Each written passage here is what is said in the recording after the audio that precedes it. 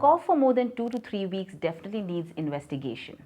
The more common reasons are allergies, lung issues like asthma or COPD, gastrointestinal issues like acid reflux, chronic infections like tuberculosis, and even cancer.